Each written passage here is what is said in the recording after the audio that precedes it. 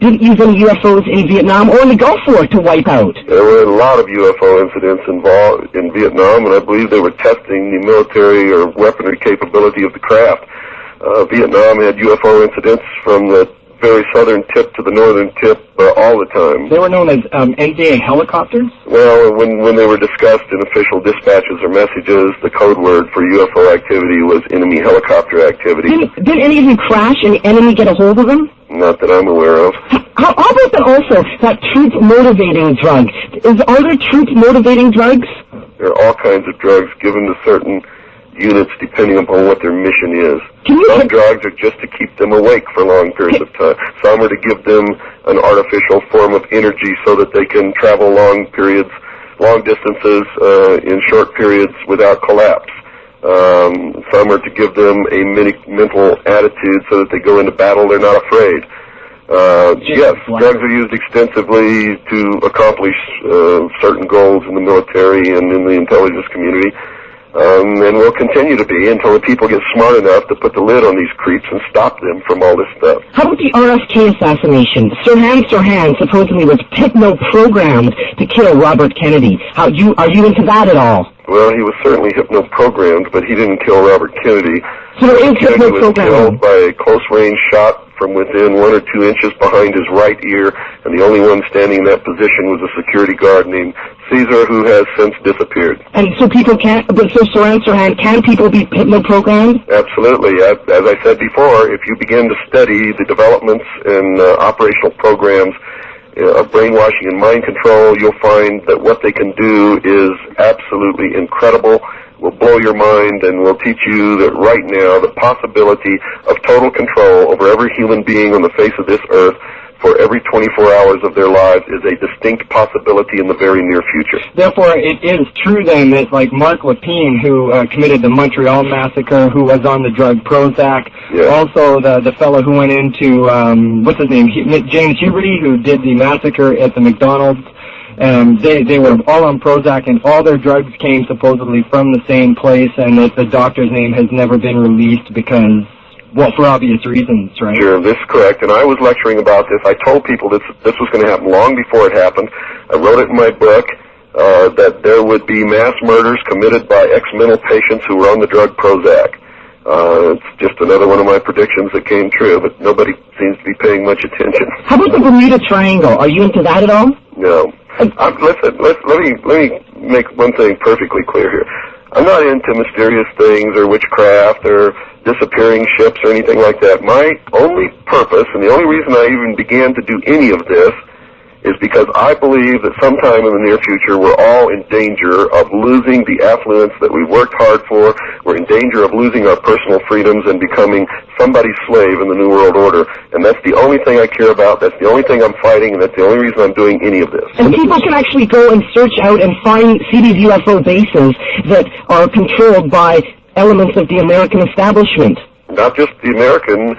You see, we believe that the first flying discs were actually perfected in a remote area of northwestern Canada. So are there any, where can people find these? Go research the AVRO Aviation Company. And they can order your videotape too. Maybe we should give your address right now, William Cooper, if you could. On your videotapes, which I actually saw, you do actually go to great lengths in one of them to show about the Kennedy assassination and how the driver did turn around and shoot Kennedy. And another one goes into a lot of the UFOs, and you actually going out there trying to find one of those UFO bases, and you get close to it, but they thwart you away. No, they didn't escort us away. We did photograph the craft flying both at night and in the daylight. They did harass us. They threatened us. Did all kinds of things. But I'm not easily scared, and I know my rights, so they were not successful. 1 foot on the wrong side of that line, though, and like you said, they could shoot you or they could charge you. That's correct. They have the right, and they have been ordered to use deadly force if need be if you step across the line. Okay, briefly, I would like to bring up. Okay, I'll give it just a second. It's a miracle. This gentleman is on the line here. What I would like to ask you is, on Project Red Light 2, you see that the spacecraft, they disappear from this time. Now, does that mean that they could possibly be carrying human beings either forward or backwards in time. And that's exactly what it means. And if that's true, it would certainly explain a lot of mysterious things that have happened in the past. Especially the Roswell crash, because in the future, it might very well be possible to sort of create some type of alien-appearing being and then go back to 1948 and drop it in the desert there so that somebody on secret sightings or something like that can say, oh, yeah, 30 years ago I saw an alien being, when in fact nobody knows that it actually did come from a human-made laboratory somewhere in the future and was dropped back there in order to create sort of a beginning of the panic that might happen within the next 3 to 5 to 7 years. That's a possibility. With time travel, it would then be feasible to re-engineer the past to create a new future. And that is mind-blowing. It is it's really hard to understand. Okay, now, first off, this is live. This is the Nardwuar Human Serviette show here, live today, the 26th of February, 1993, and we're speaking to William Cooper. Notice this isn't a tape, as one caller phoned in and asked if it was. It isn't a joke. This is serious. And if people are interested and want further information on William Cooper, I'd say first off, if anybody reads Flipside Magazine, the music mag from LA, which is really great and features articles by KRK as well, there's a big piece that William Cooper contributed to that for the past couple issues. You can check that out, or you can write to William Cooper. And Mr. Cooper, if you could explain what you have and your address and phone number and whatnot, please. Well, it's best just to call or write and ask for an information packet, and we'll send you a list of everything that we have and what we're doing. You can call my representative. His name is Stan. He's really a great guy.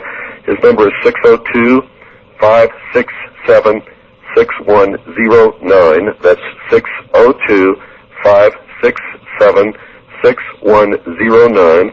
Or you can write to Stan, S-T-A-N, Post Office Box 889, Camp Verde. That's spelled V as in Victor, E-R-D-E, Spanish for green, Arizona, 86322. That's Stan, P.O. Box 889, Camp Verde, Arizona, 86322, and just ask for a packet of information, and Stan will send you one.